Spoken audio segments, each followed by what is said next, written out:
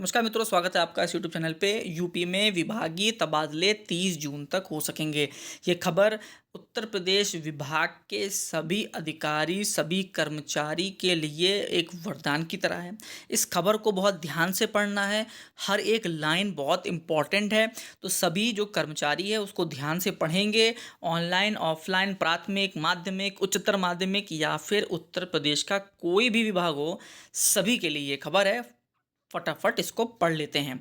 तो कैबिनेट का फैसला है कि मुख्यमंत्री ने नई स्थानांतरण नीति को मंजूरी दे दी है और कहा है कि 30 जून तक सभी तबादले कंप्लीट कर लिए जाएं।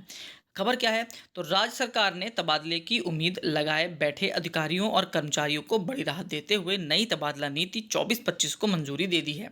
नई नीति के आधार पर विभागाध्यक्ष 30 जून तक विभागीय मंत्री से अनुमति लेकर स्थानांतरण कर सकेंगे। इसका शासनादेश भी जारी हो गया है।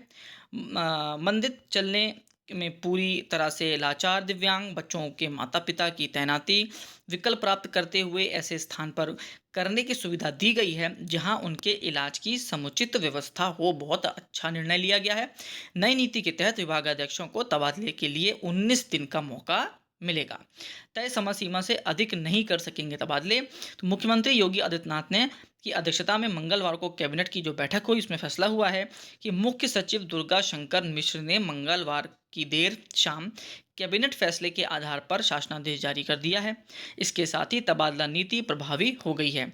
नई तबादला नीति के तहत जिले में 3 साल और मंडल में 7 साल की सेवा पूर्ण कर लेने वाले इसके दायरे में आएंगे। समूह ग और घ में सबसे पुराने कर्मचारियों का तबादला किया जाएगा। समूह क ख के अधिकारियों के स्थानांतरण अधिकतम 20% और समूह ग और घ के अधिकतम 10% ही किए जा सकेंगे। केंद्र सरकार द्वारा घोषित प्रदेश के 34 जिलों के 100 आकांक्षी विकासखंडों में खाली पदों पर प्राथमिकता के आधार पर भरने की व्यवस्था भी की गई है। वित्त एवं संसदीय कार्य क्षेत्र सुरेश खन्ना ने बताया कि समूह ग और घ में स्थानांतरण को पूरी तरह मानव संपदा पोर्टल के माध्यम से किया जाएगा।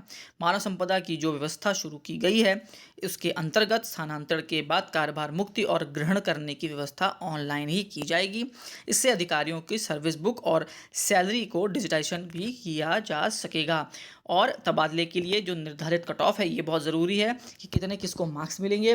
तो दिव्यांग होने पर 20 अंक मिलेंगे, पति पत्नी अगर राजकीय सेवा में है तो उनको 20 अंक मिलेंगे और साथ तैनाती है तो मिलेंगे। गंभीर रूप से कोई अगर बीमार है तो उसके लिए या दिव्यांग होने पर 15 अंक मिलेंगे। सेवानिवृत्ति के अगर 2 वर्ष बचे हैं या उससे कम वर्ष बचे हैं तो उसको 15 अंक मिलेंगे। पिछले 3 वर्ष की वार्षिक प्रविष्टि में प्राप्त अंक का औसत 10 निकाला जाएगा।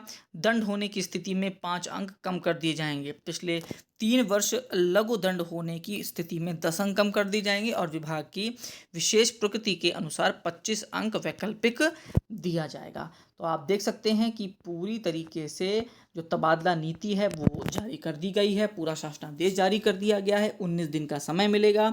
30 तारीख तक हर हाल में इन ट्रांसफर्स को कंप्लीट कर लेना है और जो मानव संपदा पोर्टल है उसके माध्यम से ट्रांसफर्स किए जाएंगे।